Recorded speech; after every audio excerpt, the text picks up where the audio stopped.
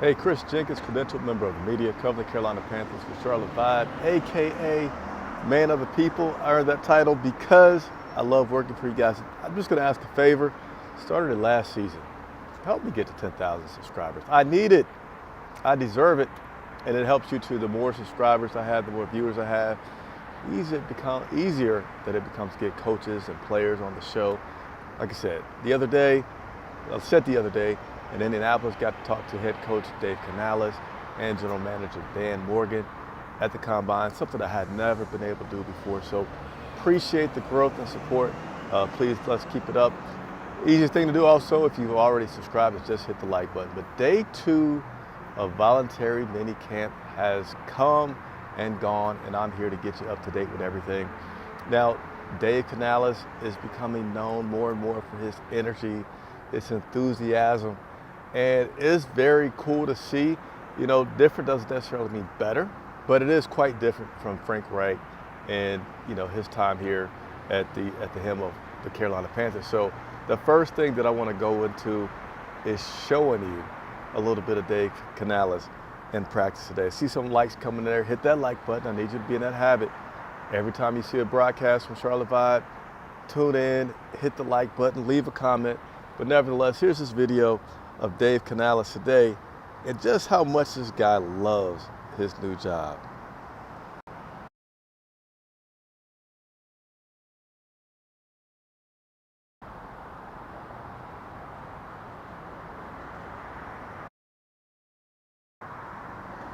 Look at this guy, just running around, catching balls, throwing them back.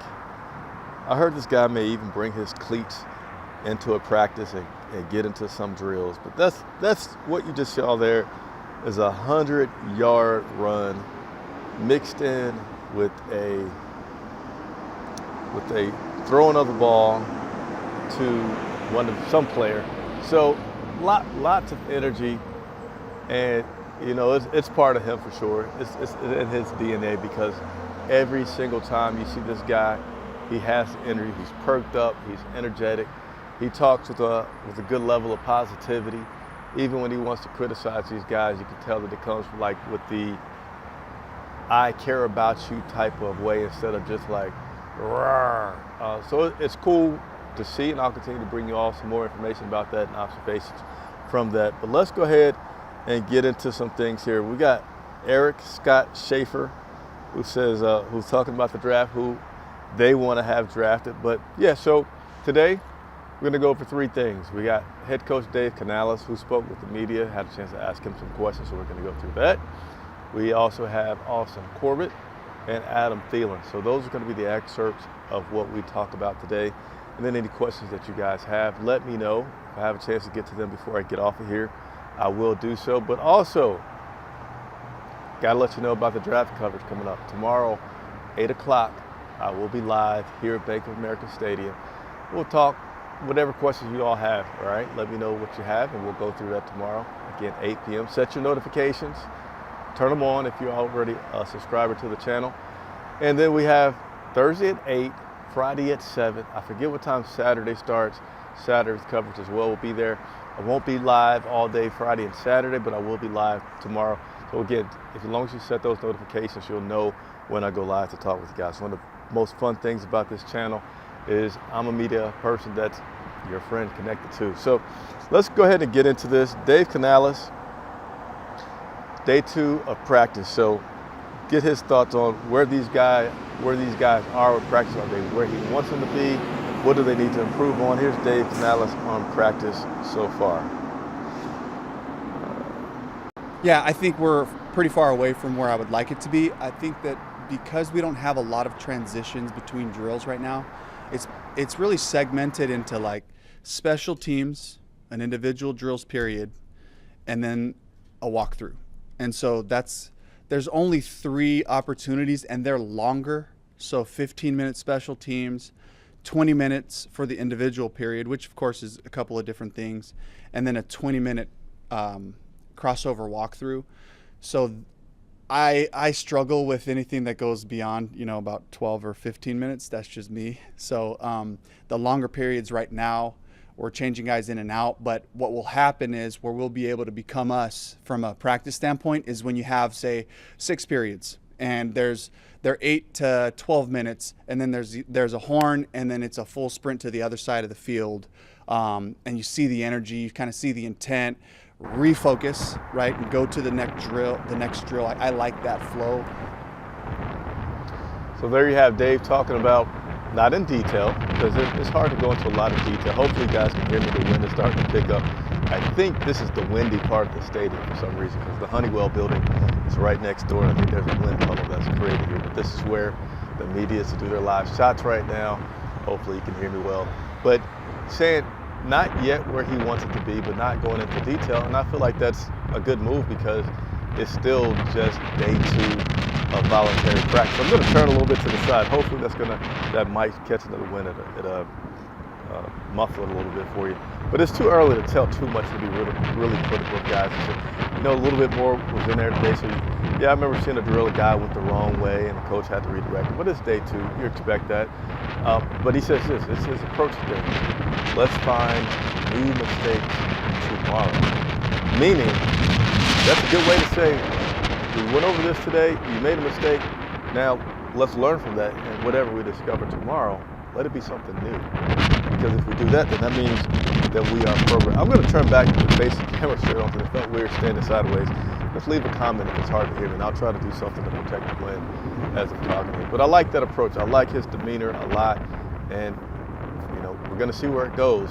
And the draft is soon, so we're going to even more start to see what this team, how they operate, what they're trying to build.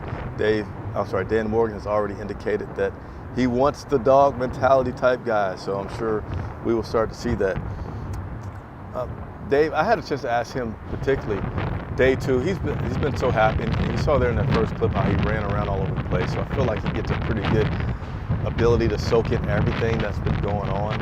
And I wanted to ask him what has been intriguing for him so far in these first 2 days of practice. I think that there's just a really awesome core of veteran players that are here and young guys that have been around, and I can feel their connectedness. And I think when a group goes through hard things, I think it brings you closer. And I've seen that in all different stretches of life. My marriage. Working out at a CrossFit gym, you do really hard workouts and you suffer together, and then all of a sudden it's just we're at each other's houses for barbecues and for dinners. And so I see a group that's been through hard stuff, and you can just feel their connectedness. You could feel them in the weight room talking to each other, lifting each other up, getting together and just doing team type of things. So that's probably the thing that stands out to me the most about. So basically what that means is he likes seeing his team come together. And that's not a surprise. A part of his charisma, his personality, is relationships. He's gone around trying to find out the story behind each guy and their purpose, to get to know each guy. And I remember talking to him in Indianapolis. He wanted to spend time with Bryce before he was allowed to meet with him and actually coach him through league rules. He said he wanted to get to know Bryce and wanted to have a relationship with Bryce so that when there's times where he's critical and hard on him, he knows hey, this is coming from a guy that knows me, a guy that wants to see me succeed, not just a guy who only comes in and just demands that, then walks out and doesn't care about me as a person. So we're going to get a chance coming soon in some months to see what that's going to look like and translate onto the field. Now the draft is tomorrow, starts tomorrow. It's been not a tough week, it's been a lot for a new coach, right? You get your voluntary minicamp that starts, and then a couple days into it, and actually tomorrow they have practice that's not open to the media, and then in the evening starts the draft. Now, of course, most of this is going to be led by the scouts and Dan Morgan, but certainly it's going to be his team to coach. So Dave talked about what that is like right now, how he's balancing the current voluntary camp as well as getting ready to do his first NFL draft. Yeah, that's a great question. So the early part of the morning, working all the way through the weight room and into the meetings, I really have to be locked in on the scheme and the flow of what we're doing. Shortly after this meeting, I'll grab lunch, and then I got to snap my brain back into draft mode. And it really is cool though to be out there on the field right now. to see plays happening, to imagine, different players in the draft and how they would fit in with the actual bodies and the guys that we have there. So I think that's a cool exercise, for Dan and the scouts who are out there watching practice, for the coaches and all of us as we go through the evaluation piece, to then now shift into the afternoon with all of that film on our minds, to see like, okay, guys, now you see what the system looks like, and the bare bones version of it right now, really. But I think it'll help to bring it to. So there you go, talking about how he's balancing things. I feel you on that going to get lunch though, because they have practice right now. That starts at 11:30. You got to be here at 11. Short story, man, it's tough to eat around here with the schedule that they have. So I've been able to grab my lunch, so I'm not going to be hangry here on camera. Lots of changes have taken place with this Carolina Panthers team since the end of the season. We had lots of coaches go, lots of players go. One of them was our center, Bozeman, and we're going to have a new center. It's going to be Austin Corbett. So Austin Corbett was able to speak to the media today, and he says, hey, it may be new to some of us here, Austin Corbett being at center, but him being a center is something that a few people have told him may be in his future. And I've been groomed to be a center my entire career, kind of even starting back in college. Played every game at left tackle, but my head coach, Brian Polian, he's like, you want to play in the league, like, you're going to be a good center. You're too smart not to. And so from that time, I've just been constantly groomed to be a center. I've been the emergency center every team I've been on, constantly taking reps. I was the starting center going into the Super Bowl year back in 21 through training camp, and then ended up shifting around. The backup center was healthier than I thought, so shifted back out to right guard. But so it's nothing new by any stretch of the imagination. Let's see. Well, all right. Thought my mic was muted, but it's not muted. So Corbett, on being center, saying it's something that he felt like, coaches have told him, hey, you're going to be a center. And he's actually said, coming off this injury, that he likes the idea that he came off this injury, new slate, and he's getting this new position that he's learning, or not learning because he's been practicing at it before, but he has this new position that he's going to be in with the Carolina Panthers, and he feels like that's a good thing for him. One more funny clip that I got to play from Corbett that I want to share with you all is him being a center. Let me just go ahead and play this clip, and then I see a few comments that have come through, and I'm going to touch on that. And for those of you that are watching this video, and you've been stingy with your likes, don't be stingy with your likes. Help me out. Help me continue to help you guys out with lots of good content. Hit that like button. But here's Corbett on something that I just think is funny, but I can't say what it is because that'll ruin what it's going to be. But here you go. Yeah, it's everywhere I've been, everybody on the line will tell you I talk too much as a guard, so it's naturally just to kick me in there and have control anyway. So it was inevitable at some point in my career. Every offensive line coach told me, he's like, you're going to play center at one point. Like, this is what you're made to do. And so it was just at some point. And so what is that like, right? What is that like, talking too much as a guard?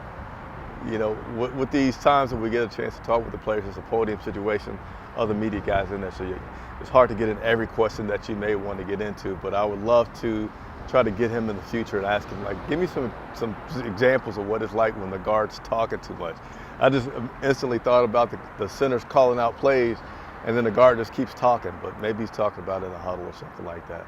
Nevertheless, I'm going to touch on a few of these comments that have come through.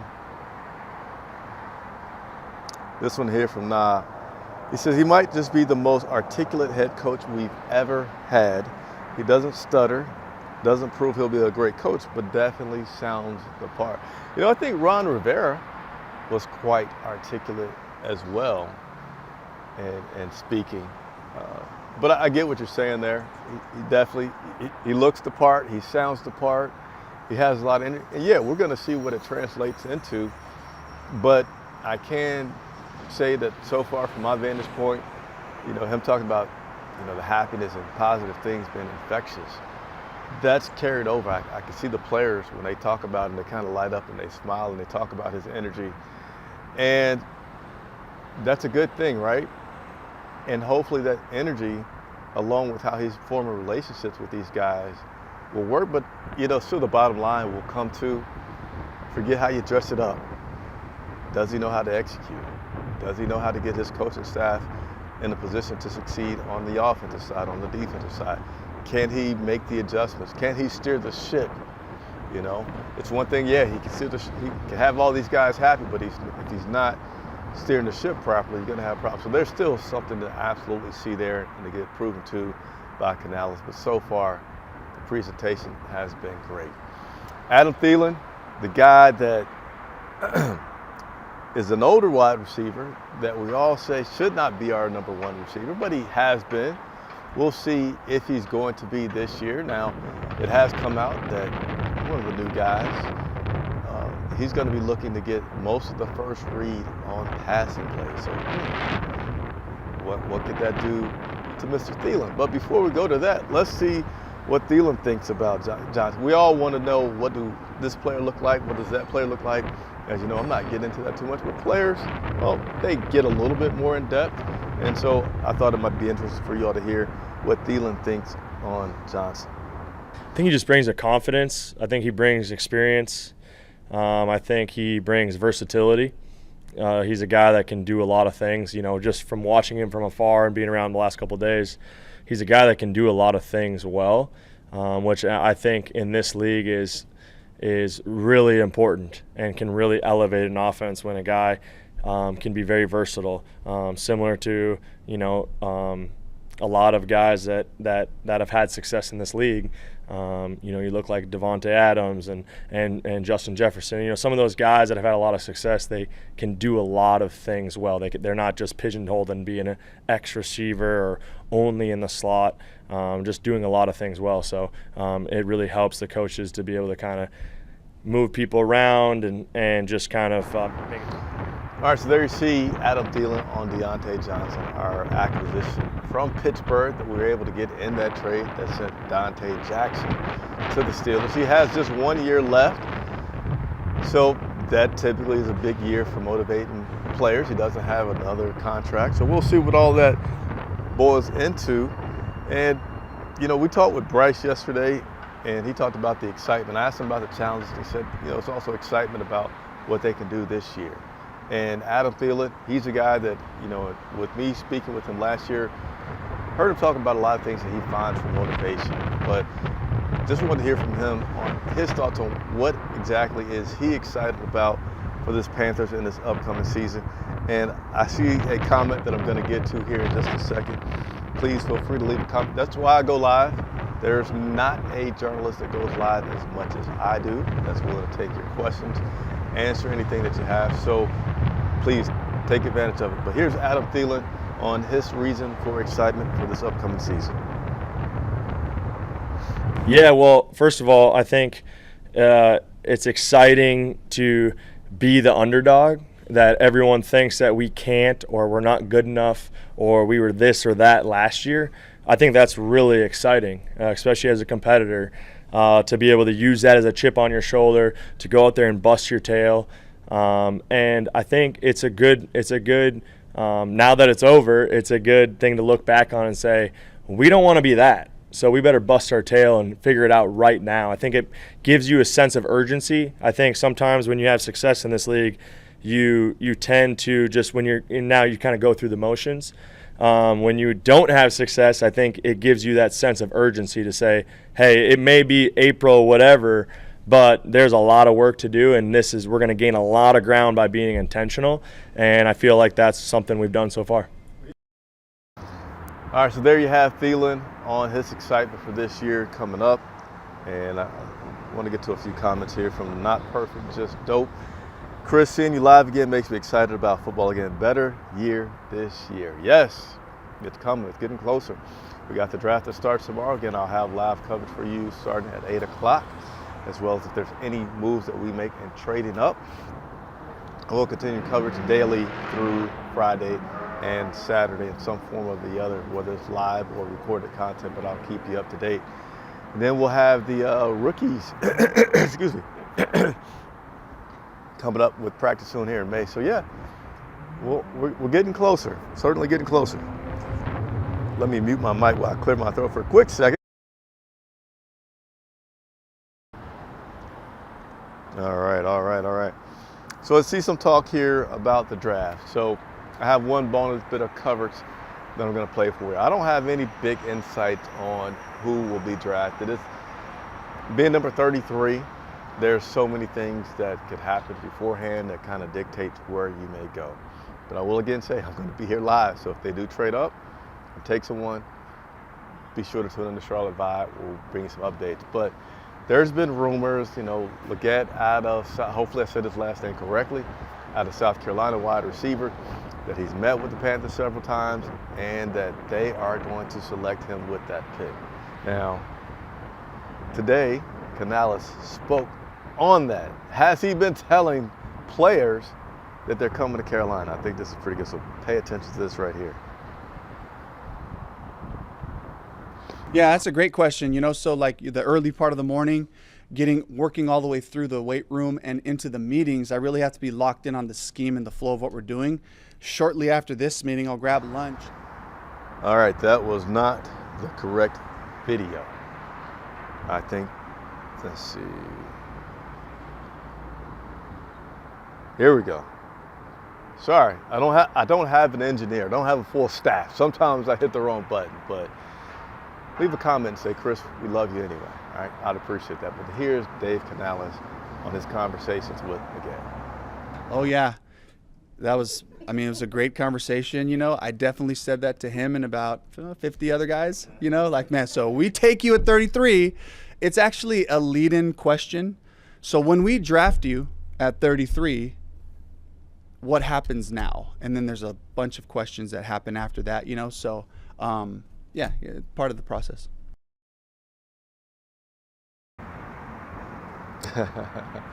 I thought you might like that. He has told him, along with other people, just part of the process of vetting out players and seeing who is the best fit for this team. So I hope that you all are enjoying the coverage. If you do and you made it this far in the video, please, you deserve it, to hit that like button. Also leave a comment if you have any questions. Subscribe, and there's memberships available if you want to help financially support us, because we are independent media. Lowe's doesn't write us any big checks. It's your donations and contributions and memberships that help keep us going. So of course, the more resources we have, the more coverage that we can provide for you, and certainly looking forward to covering the scene for this 2024 season. So that'll be it for now. I'll see you tomorrow evening. This is Chris Jenkins, live from Bank of America Stadium, reporting for Charlotte Vibe.